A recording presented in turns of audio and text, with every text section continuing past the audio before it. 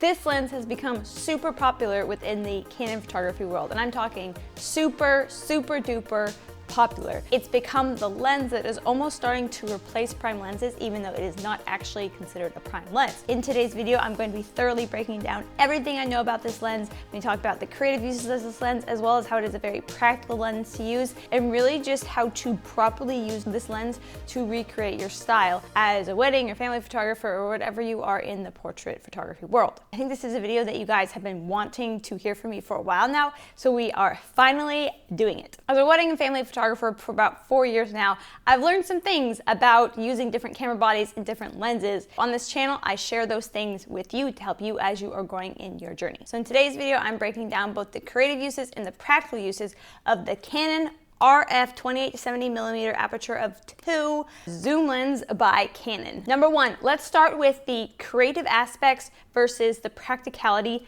of this particular lens. First of all, I actually think that this lens is more practical than it is creative. As I, explain through this video, I'm going to be getting into kind of more about why it's creative, why it's practical, but I think overall, it's definitely more practical in that it can zoom. And because it can zoom, it has a lot more options of what you can do throughout the wedding day. Basically, you don't have to change lenses because it can go all the way from a 28mm and go all the way from a 28mm all the way to a 70mm when zooming it. So having that as an option, you don't have to change lenses, especially as a prime photographer. That's why this lens is more practical. It's faster on a wedding day because you can have one camera body and you can just zoom around on this lens and make it work really fast. If you want a wide shot, you can change to a wide shot. If you want a closer up shot, you can change to 70mm. So that's why I think that this lens is definitely more practical, but from a creative aspect, you have to be very careful with how you are using the lens to make sure that you are recreating your style, how you normally do your style when you're using a 50mm prime lens, an 85mm prime lens, and maybe a 35mm prime lens. It's really easy to maybe cause distortion on this lens or not to do your framing and composition right because you are just kind of zooming around everywhere and not really paying attention to your actual focal length. Speaking of focal lengths, number two. Okay, so we're going to be talking about focal lengths. You have to be very careful about your focal lengths when shooting with this lens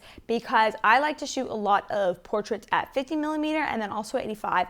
And then if I ever need to get wider on a wedding day, I like to do more like 35mm. I don't really like getting super duper wide, and I don't really like going in between the 50 or 60. I like staying at 50, 85, or like 35, and then if I'm in like a room that's really tight, having the ability to go to a 28 on here is really helpful. You also have to be really careful that you aren't causing distortion. You really have to know what parts of the wedding day or the family session or whatever you're doing, like what parts of these days do I normally shoot at specific focal lengths on prime lenses, and then how am I able to recreate that on the zoom lens. So you really just have to move it around, put it where you want for specific moments of the wedding day. And I've gotten to the point where like I can do this easy peasy because I just know my style. I know how to recreate it. But I will say the first wedding I did with this lens, I was definitely kind of all over the place with it. Like I really wasn't paying attention to it as much. And then I could see it in my gallery later on. Now, I don't think this is something that wedding clients can necessarily see, like my couples. I don't think that they see all these nuances because they're just looking at, oh, does the photo look good? You know what I mean? I see it because I'm super into composition and making sure that, facial features are correct and everything. That's really important to me. In like depth of field and everything like that, I pay attention to it. Not everyone will notice these little minute details that I see. Long story short, watch your focal length. Make sure that you are recreating your focal lengths how you would normally shoot wedding day. If you're a prime shooter, make sure that you're shooting each moment of the wedding day on the correct focal length on this lens. Number three is aperture. Technically, this aperture, it goes down to the aperture of 2.0. It works. It's honestly the best lens compared to like other zoom lenses when, thinking about aperture. It's definitely not as amazing as prime lenses because prime lenses, the ones I use, can go down to an aperture of 1.2, which is like incredible, and I love that about my prime lenses. I will say that this lens, it is the best zoom lens at recreating a prime lens look, if that makes sense. You do have to be careful about it in low light situations, which I will talk about later on in this video. Outdoor portraits, it honestly works great. Like the aperture it has is totally fine for like outdoor portraits during the day. I actually have Daniel using this lens a lot with the groom on wedding days because it is so practical for Daniel to to use. He doesn't have to switch lenses, because I normally just give Daniel one camera body right now, and then he doesn't have to go back and forth between the 50 and the 85. He can just shoot everything on the 50mm and the 70mm. And for groom portraits, I found that I'm okay with 70mm for like close-up groom portraits, whereas for like bride portraits, I definitely prefer the 85 look for bride. All right, I'm gonna go ahead and set this down for a second because it's heavy, and I'll talk about the weight a little later on as well. Okay, let's quickly talk about distortion. So you really need to be careful that you are not distorting maybe like facial features when you're photographing with this lens. For instance, I normally tell Daniel to photograph like closer up groom portraits at a 50mm. I want him to back up and frame it the way I want him to frame it, but from a little further of a distance. So like, for example, he could be up close to the groom and do it at 28, but then it's gonna severely distort the facial features of the groom, and we don't want that. We want his wedding images to look the best. So, and I think even a 35 is a little too wide for like close-up groom portraits. I normally have Daniel, I tell him to do it on a 50, and he back up. That way he can, you know, get all of the groom in because it is more zoomed up. So it really comes down to like a depth of field, focal length decision, and just making sure that you're not distorting the image. And I even like him to use sometimes a 70mm for some close-up groom portraits as well. But this really is really nice for like if you're in a tighter room and you need the 35 or even the 28. That's when I feel like this lens is the most useful, when you want a wide shot of a particular thing and the room is tinier. What's the minimum focusing distance on this lens? It is actually 1.28 feet. Pretty good, actually. It's actually pretty close. That's cool. Next, let's talk about composition and framing when it comes to using this particular lens. So you need to be very careful, like very careful when using this particular lens when it comes to your composition and your framing, as you have to be way more intentional about like, you know, where you place your subjects as well as like where you stand and the focal length that you end up choosing. And I think I've touched on this a bit. Long story short, if you are too close to your subject and too wide, then their facial features are going to be distorted. My style for photography is a lot of really sharp in focus subject, and their facial features look as normal as possible, and then the background is blurred out. So because of that, we normally back up, kind of zoom in, I guess, in a way. So like, you know, back up, and we like to shoot at like a 50mm length or like a 70mm length for most portraits, so that we get like really nice like facial features, and just overall everything about them looks the best on camera, the best proportions basically. Because it has such a wide zoom, like it can go 20 at 35, then it is much easier to distort your photos basically using this lens than it is a prime lens, because if you stand too close, then, you know, you're just not going to be able to properly make their faces look the best. And again, like with this lens, because you can just stand so close and get so wide, you might just accidentally do that in the moment, because like, oh, like I'm already here, I just want to like, you know, get this done really quick, you know, maybe I'm running out of time,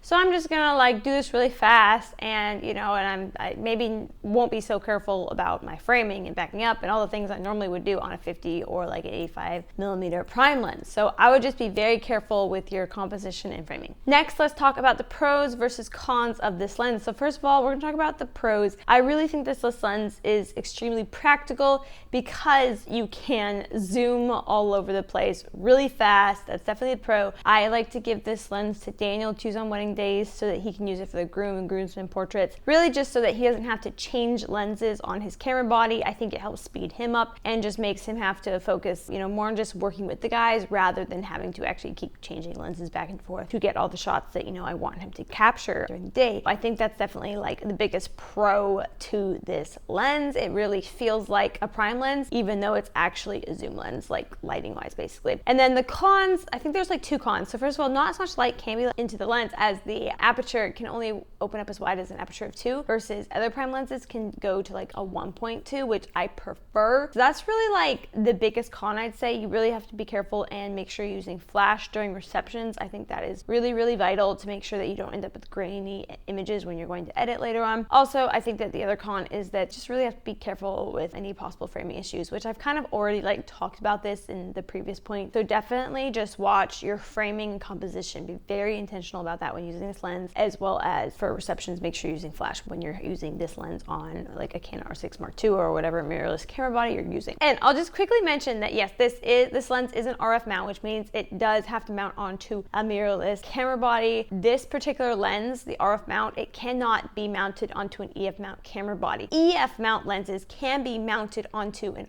RF mount camera body with a, I think it's with a RF mount to EF mount adapter to put an EF lens on an RF mount camera. I hope that makes sense, because that is what I do. You cannot put an RF mount lens onto an EF mount camera. Hope that made sense to you and was helpful. And lastly, you really just need to know how to recreate your style properly with this lens. Again, this lens is like, once you already know your style, you can adapt it to your style, but you have to really know your style and how you normally frame, where you normally stand, all those things to make sure that your galleries are consistent between weddings and family sessions or whatever you're doing. All right, next we're gonna quickly do a focal length comparison. So I'm gonna show on screen like a 28mm photo, maybe a few photos, just so you can see the differences in what this lens can do. I actually really like that it can go wide, because then Daniel can get wide shots in rooms, like, you know, small rooms, capture wide shots of wedding ceremonies or like reception spaces, as well as maybe wide shots of like venues, like from outside, or you can get a wide shot of like the bride in her getting ready room. I think those are, you know, the biggest uses of the 28mm, just how wide that is.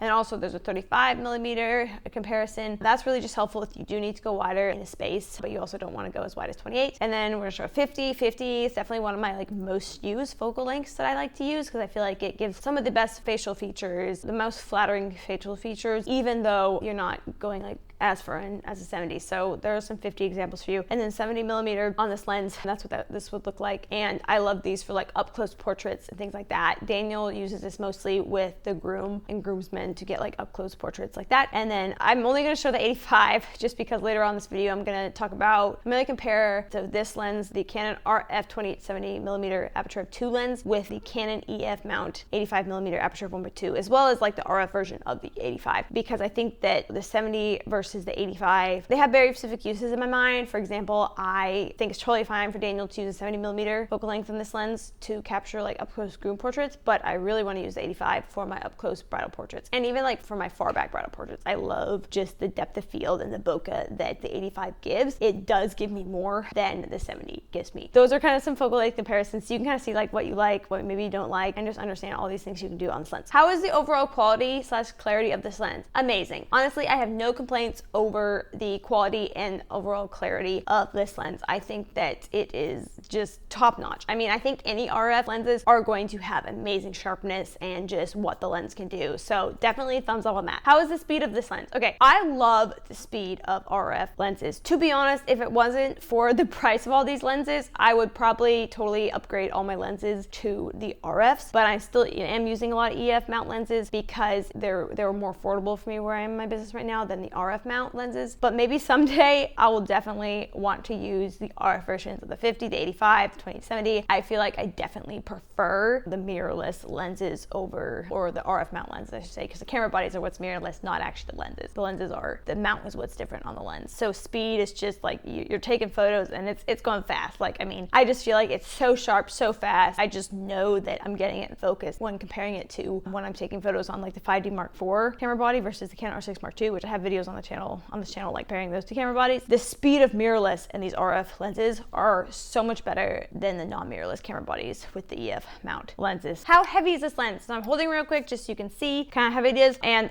I had it on the camera earlier in this video. It's actually pretty heavy. It's 3.15 pounds, which for lenses, it's one of the heftiest lenses there are. I think the only maybe other heftier lens might be like a zoom lens, might be like the maybe like 70 to 200 RF version of this lens, and might be heavier, although I'm not sure because I haven't actually looked at the weight in that, so don't quote me on that. But it is a little bit heavy and honestly can make your wrist hurt a little bit on a wedding day. And so what I'll actually do for you, I'm gonna stick it back on the camera body real quick, because that way you can kind of see like what it looks like on the camera body, because the camera body, the R6 Mark II, I honestly feel like it's really small. Like the actual camera body is really small in comparison to this lens. So you can kind of see right here. The lens is way heftier than the actual camera body is. If you're always holding it with your wrist is definitely gonna get tired like over time, especially if you're like just doing this. So like either strap or one of those like halter straps you can like wear, you know, throughout the wedding day. Definitely recommend that. But overall, I feel like you will get used to it if you use it a lot,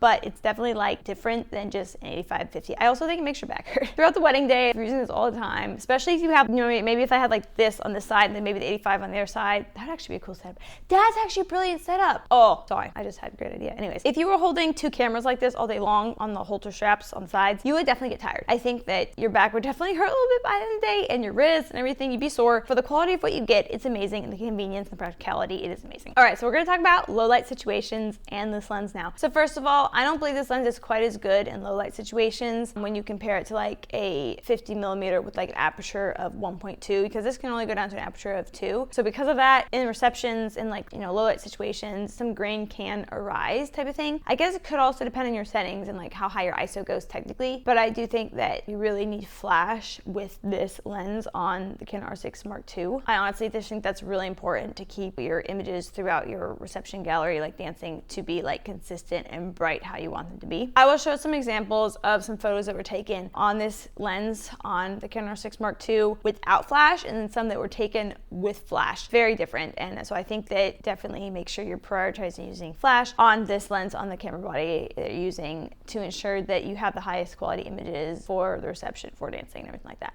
And especially send-offs, because I think if they're trying to do send-offs on this lens without flash, even a sparkler, I think it's not gonna be very good, and it's gonna be very hard. It's honestly gonna look very much like old film grainy like photos, and if that is not your style of photography, you definitely aren't gonna want all the send-off photos to look like that. Maybe a few could be kind of artsy, but you're definitely gonna need flash if you choose to use this lens versus like a 50 aperture of 1.2 EF mount or RF mount. RF mounts would probably be so much more amazing, but right now I use the EF mount of the 50 millimeter aperture of 1.2, and then we use this zoomy priming lens, but zoom lens on one of these as well. I do find that I have been able to use AI denoise in Lightroom to kind of fix a few of these photos, but it's definitely not as good, and I feel like it just looks a little more fake. I want it to look more real, so I definitely think that the 1.2 prime lenses do work better in low light situations compared to this lens. But again, if you use flash, it's amazing. All right, I'm gonna quickly show a low light comparison since we were talking about this. So this photo is during reception without flash, and it was kind of at night, so again, like not the best, like really just like more grain than I like, and I didn't really like it. And then reception with flash, so much better. And I will say that the reception was actually in the afternoon. I don't actually think, I might not have the best example of like a photo like at night using flash, just because for a while we weren't using flash with this, and then eventually we discovered, okay, we need flash with it at night anyways. So in future weddings, we're going to definitely be using flash with this lens in the evenings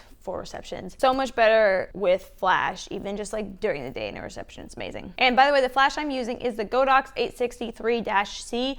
I'll put the link in the description of where I got the flash. Okay, so which do I prefer? The Canon R5 28 to 70 millimeter aperture of 2 versus the Canon EF 85 millimeter aperture of 1.2, or the Canon RF 85 millimeter aperture of 1.2. Yeah, which of these do I prefer? Okay, so I still, to this day, I still prefer having two prime lenses on me at all times during a wedding day. So I still want to have a 50 millimeter aperture of 1.2 and then 85 millimeter aperture of 1.2. While I would prefer having the RF versions of these two lenses, I'm currently using the EF versions because that's just what I own and what I have right now. Eventually I'll be able to upgrade to the RF, but I'm just not there yet. So I still prefer having the two prime lenses. For Daniel, I think I actually prefer him having the RF 28-70 millimeter so that he doesn't have to switch back and forth lenses while he's doing like groom getting ready and all that stuff. And I also like him having the option of being able to capture all the wide shots for me. That's really helpful. So being able to have that 28 and 35 millimeter option is really helpful. In a second here, I'll get to like my recommendations as like where you are, this is where you should get whatever. In my opinion, clients can't tell the difference between the 70 millimeter and the 85 millimeter. Only I can really tell because I just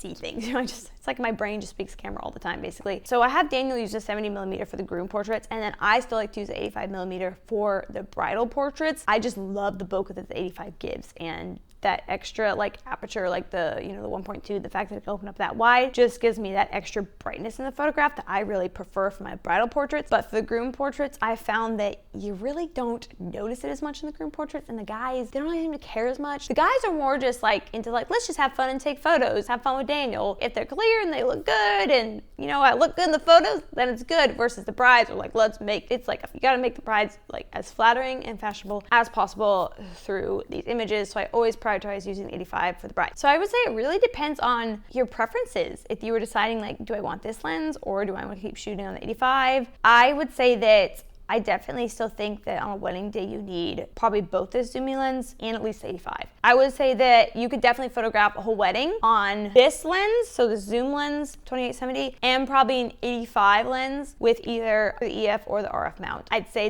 that would actually be a pretty perfect lens setup in my opinion. Again, it might get kind of heavy after a while, but again, you're just gonna need to make sure that your flash works for the reception, because you're gonna be doing a lot of your reception images at maybe a 50mm with the flash on this zooming lens. You'll just want to make sure that your flash is working and consistent for you the whole evening. What is the best use for this lens? What do I think? So for me and my business and what we use it for, I think the best use is really just for the groom and groomsmen portraits, because Daniel just has the ability to go back and forth between the 50 and the 70 and 35 if he has to get wider. I think that makes it faster for him, and I think it works really well. And then I also think it's really useful for wide shots of ceremony, reception spaces, and then as well as maybe getting a wide shot of the venue outside. And even wide shots of the bride getting ready with her mom, getting a wide shot of her dress in a small room. I think that's good. So sometimes Daniel and I will switch cameras for a few minutes just if I want to get wider, or Daniel will come in and take some wider shots for me. I think that is the best use for this lens on wedding days. And honestly, you could use it for family sessions, but I still prefer using my 50mm or my 85mm prime lenses. Now, if you are not able to buy this lens, I understand, because it's I'm pretty sure this lens is around $3,000. You can always rent this lens through Lens Rentals. You can actually get $25 off your first order through Lens Rentals using the code in the description of this video. You can go check out Lens Rentals. I have loved them for years. This video is not sponsored for them at all, but I love renting equipment through them when I need extra camera bodies or extra lenses. So go check out Lens Rentals. And then what are my overall thoughts on this lens? Honestly,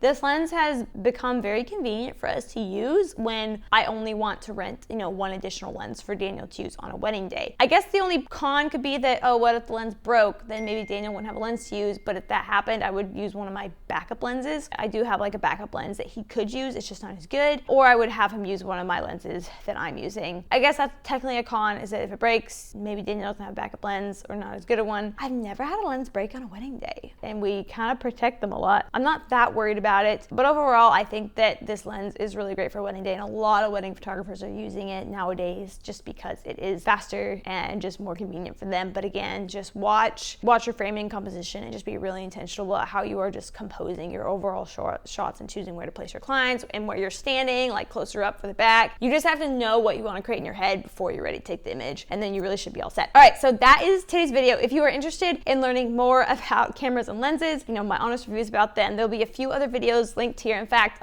go ahead and go watch my 85mm video about the EF mount 85mm, and soon I will be doing an RF 85mm honest review video as well. Go check those out, and thanks for watching today.